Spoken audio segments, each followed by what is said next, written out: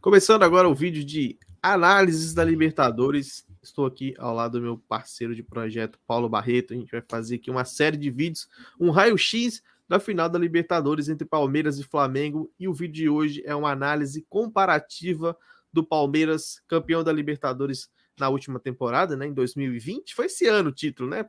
Foi referente à temporada 2020, com o Palmeiras que vai enfrentar muito provavelmente as opções, as mudanças que o Palmeiras vai ter de uma temporada para outra, né? O Palmeiras foi campeão recentemente, é o atual campeão da Libertadores e vai enfrentar o Flamengo agora em busca de mais um campeonato, né? Seria o bicampeonato em sequência e o tricampeonato na história do Palmeiras. Tudo bem, Paulo? Vamos falar de Palmeiras?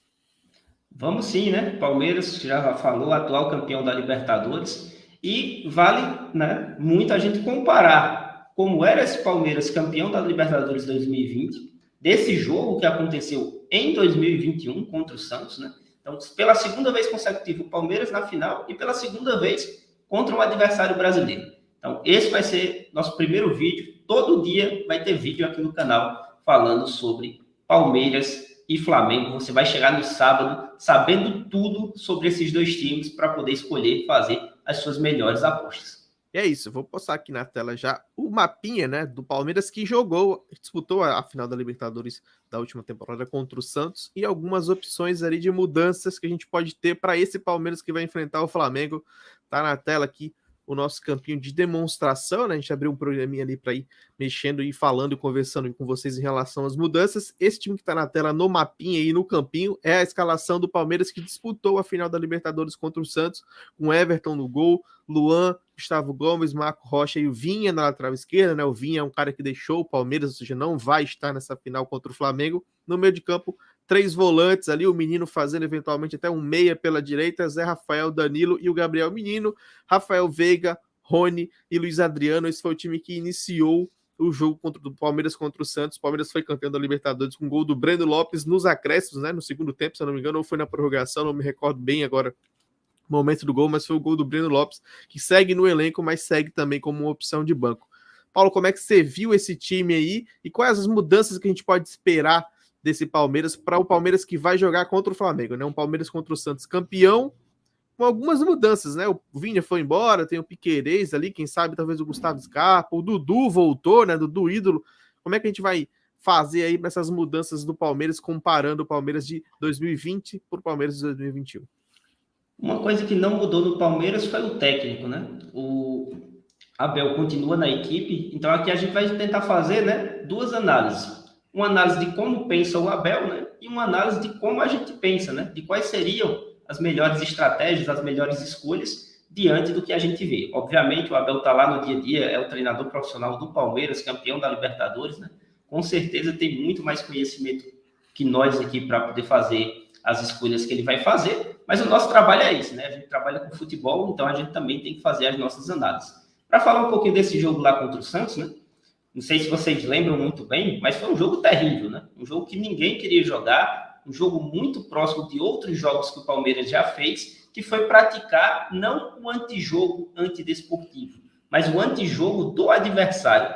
Evitar que o adversário consiga fazer suas melhores jogadas. E esses 3 volantes, muito se justificava ali pela presença do Marinho, que era o principal jogador do Santos ali na época, né? Então tinha toda essa preocupação do Santos do Palmeiras com o Santos nesse sentido, e o Santos, que era treinado pelo técnico Cuca, da mesma forma, também pensava em evitar ali as principais qualidades do Palmeiras, então o Palmeiras entrou com 3 volantes para esse jogo, né? Zé Rafael, Danilo como cão de guarda, o Gabriel Menino para fazer uma dobra junto com o Marco Rocha pelo lado direito, né? Gabriel Menino, que foi convocado para a seleção algumas vezes, jogando pela direita, o Rony, né, fazendo o lado de campo, na maioria das vezes pelo lado esquerdo, mas algumas vezes também vindo para a direita, o Luiz Adriano tentando segurar essa bola no campo de ataque, porque essa é a principal qualidade do Luiz Adriano, né? Todo mundo acredita, ou pelo menos acreditou, que o Luiz Adriano fosse aquele centroavante, fazedor de gols e tudo mais. E ele não é, ele é um ponta de lança. Ele é um cara que trabalha muito bem entre as linhas, entre o volante e o zagueiro do time adversário. Ele não é um jogador muito do contato físico, muito da briga da bola aérea. É um cara que tem qualidade para segurar a bola e fazer com que esses jogadores se aproximem de trás. Hoje vive um mau momento no Palmeiras, né? Mas era mais ou menos assim que a equipe jogava. O Marcos Rocha, muitas vezes, com essa dobra com o Gabriel Menino, fazia o terceiro zagueiro, porque o Palmeiras utilizava uma linha de 3 para sair, o Gustavo Gomes puxava para a esquerda, o Luan centralizado e o Marcos Rocha fazendo a saída pela direita, e o Vinha, que era muito ofensivo, ele largava lá para frente. Uma coisa meio parecida com o Flamengo, só que do outro lado. No próximo vídeo a gente vai falar de Flamengo. E aí eu vou voltar a falar aqui de como o Vinha joga, né? E como tem um jogador do Flamengo que também joga dessa forma. Então o Vinha muito ofensivo, ele abria muito o campo pelo lado esquerdo e fazia uma dobra ali muito interessante com o Rony. Isso era o Palmeiras, nessa época o Palmeiras decidia, de lá para cá muita coisa não mudou. O Abel já jogou com 3 zagueiros, o Abel já jogou com 3 volantes, só com 2 volantes. Scarpa vem fazendo uma competição sensacional. E aí o Sérgio Ricardo agora, né? A gente vai montar o time aqui que a gente acredita que o Abel vai colocar em campo, tá bom? E depois a gente vai falar os nossos pitacozinhos, né? Do que ele poderia fazer para melhorar ainda mais e para ter mais chances diante do Flamengo. Vamos lá começar, Sérgio? Na lateral direita... Só dar uma clareada para as pessoas, a gente tem uma pequena discordância em relação ao que a gente acha que o Abel vai fazer.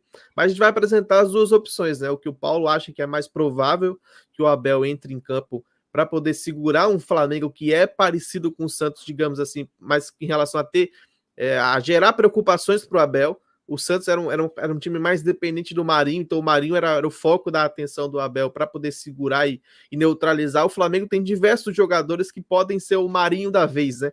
Então, assim, o Abel tem muitas preocupações. Ele vai ter um Gabigol, ele vai ter um Bruno Henrique, ele provavelmente vai ter uma Arrascaeta, quem sabe até um Michael, que está surgindo como talvez a grande surpresa da escalação do Flamengo para a final, no lugar do Everton Ribeiro, que deu uma caída, mas eu ainda acho que o Renato vai dar preferência para os que têm mais tempo de rodagem, né? Para esse tempo de titular, acho que vai acabar indo o Everton Ribeiro mesmo. Mas assim, existe a opção do Abel repetir a estratégia de entrar com 3 volantes também, e aí a gente substituindo jogadores que não estão mais no elenco e alguns jogadores que não são mais opção para ser titular, caso do Luiz Adriano. O Luiz Adriano é um cara que vive uma fase péssima no Palmeiras, com muito conflito em relação à torcida. Vamos substituir primeiro os que não jogam. Marcos Rocha não joga porque está suspenso.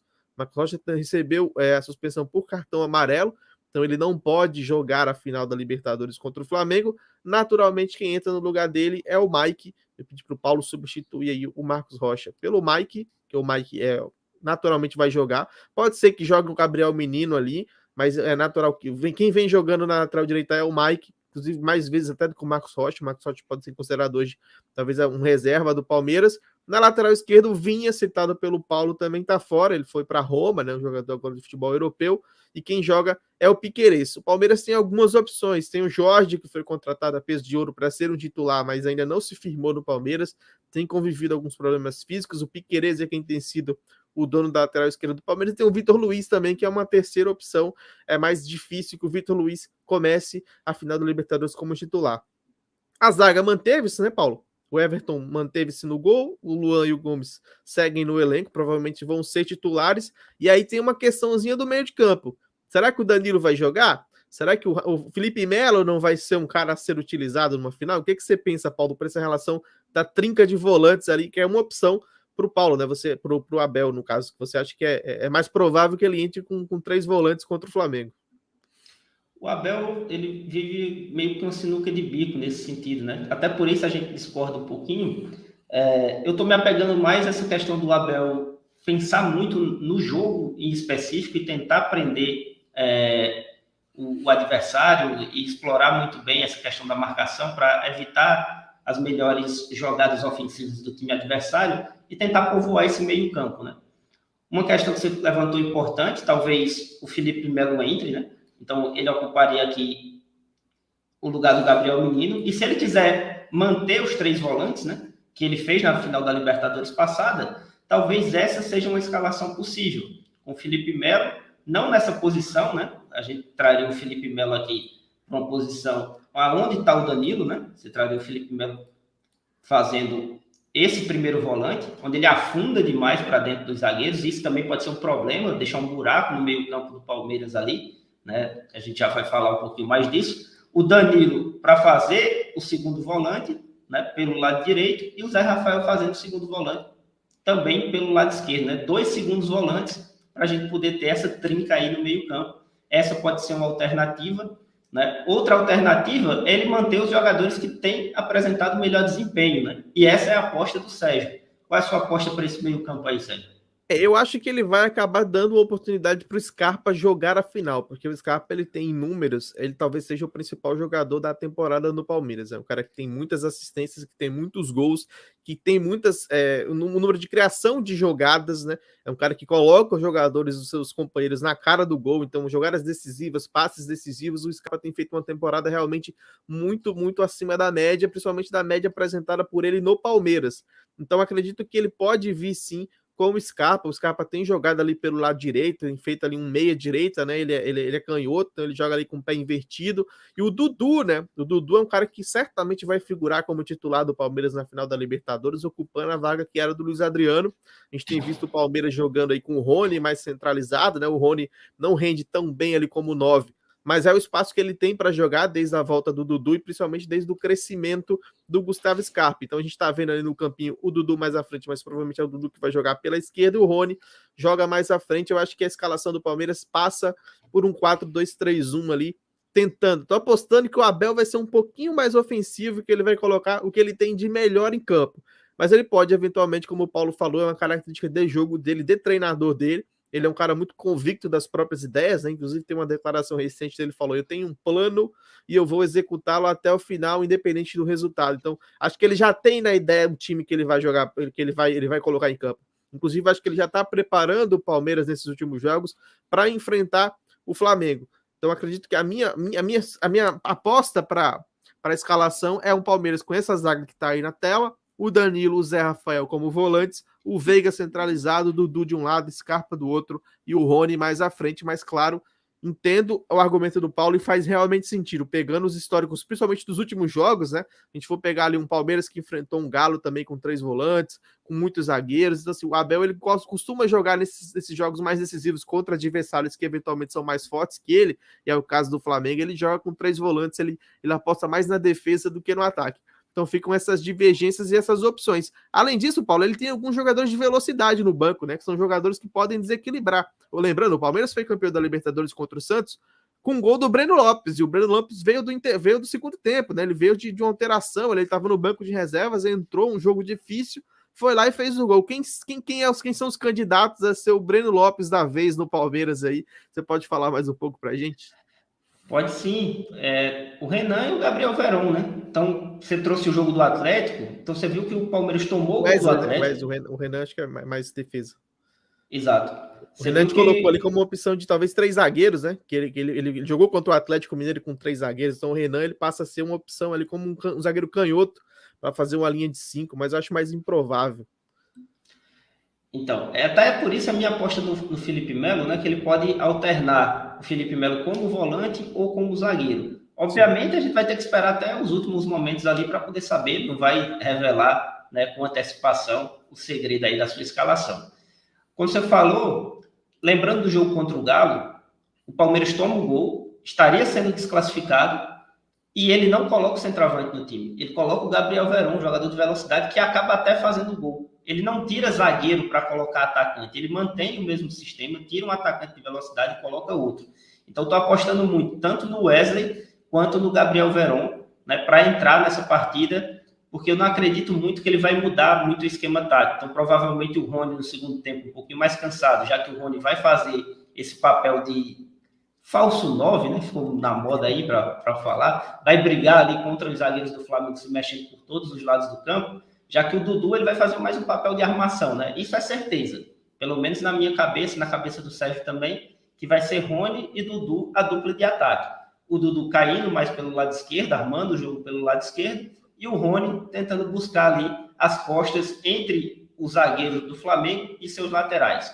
A gente vai falar um pouquinho mais do esquema tático do Flamengo e a gente vai ver também por que ele vai explorar essa brecha entre os zagueiros e os laterais do Flamengo. Inclusive, Sérgio, é isso que eu quero te perguntar, né? Qual é o que você acha o segredo do Palmeiras, né? Quais as principais armas do Palmeiras para vencer esse Flamengo? E quais as deficiências que esse Palmeiras tem, né, para que o seu técnico precisa sanar para que possa ter grandes chances de ser campeão da Libertadores, bicampeão? Acho mais fácil falar, apontar as fragilidades. Eu acho que o Piquerez é uma fragilidade do Palmeiras, porque ele é um jogador muito abaixo em relação ao Vinha, e é um jogador que não acrescenta. Ele é um cara que, assim, ele faz tudo nota 5, assim. Ele nem é bom defendendo, ele também não é bom atacando. Ele é um jogador extremamente mediano. Então, assim, um Piquerez ali num confronto individual, eventualmente com um Michael, que pode ser uma surpresa, caindo ali pelo lado direito, entrando eventualmente no lugar do Everton Ribeiro, eu acho que pode ser uma fragilidade do Palmeiras, principalmente defensiva. Acho que o lado esquerdo do Palmeiras ele é um pouco frágil defensivamente, principalmente porque quem ocupa também a faixa mais à frente ali do Piquerez é o Dudu. E o Dudu, apesar de ser um jogador aguerrido, ele não é um jogador muito dedicado na parte tática, né? O Dudu ele não consegue dar muito combate, ele não consegue voltar muito para suportar ali, para dar uma ajuda para o Piquerez no lado esquerdo. Então esse lado esquerdo do Palmeiras, ofensivamente ele é forte porque ele tem o Dudu, e o Dudu é um jogador muito diferenciado, é um jogador que tá louco para ser campeão da Libertadores pelo América, pelo Palmeiras, né? Porque ele saiu na temporada passada, então ele não é campeão da Libertadores pelo Palmeiras, então ele voltou com esse objetivo, ele já dá muitas declarações falando, eu quero ser campeão da Libertadores pelo Palmeiras, eu quero marcar de vez a minha passagem pelo clube. Então esse lado esquerdo do Palmeiras, para mim, é o lado mais defeituoso, é o lado que pode sofrer mais contra o time do Flamengo. E em relação às qualidades, eu vou apontar o bom momento do Veiga, né? O Veiga talvez seja um dos melhores jogadores do Brasil atualmente, é um cara que está sendo monitorado pelo Tite para ir para a seleção brasileira, a gente sabe que a seleção tem muita carência nessa posição de armação, inclusive até o próprio Everton Ribeiro, que é um rival do Veiga nessa partida, tem jogado ali eventualmente na seleção brasileira como titular, inclusive como meia de armação, e a gente sabe que o Everton Ribeiro não vive um grande momento. Para mim o Veiga é uma das grandes qualidades do Palmeiras, assim, é um jogador que não é muito badalado, que não tem muito marketing, que não tem muito nome, assim, né? Muita gente olha pro Rafael Veiga e fala, pô, Rafael Veiga, mas o Dudu é mais importante, o Rony é mais importante, mas eu acho que o Veiga ele é um cara mais calado, um pouco mais quieto, mas que entrega muito resultado. Tem vivido um momento muito, muito bom. Então acho que ele pode ser aí um dos candidatos a herói do Palmeiras nessa final, a ser o cara a decidir. Tem feito muito isso, principalmente em bola parada, finalização de fora da área. Todo jogo do Campeonato Brasileiro ele tá lá deixando dele. Então, assim, como surpresa, como um ponto forte do Palmeiras, eu aposto na sequência do time, né? É um time muito parecido, com algumas mudanças, mais mudanças do que o Flamengo, se eu não me engano.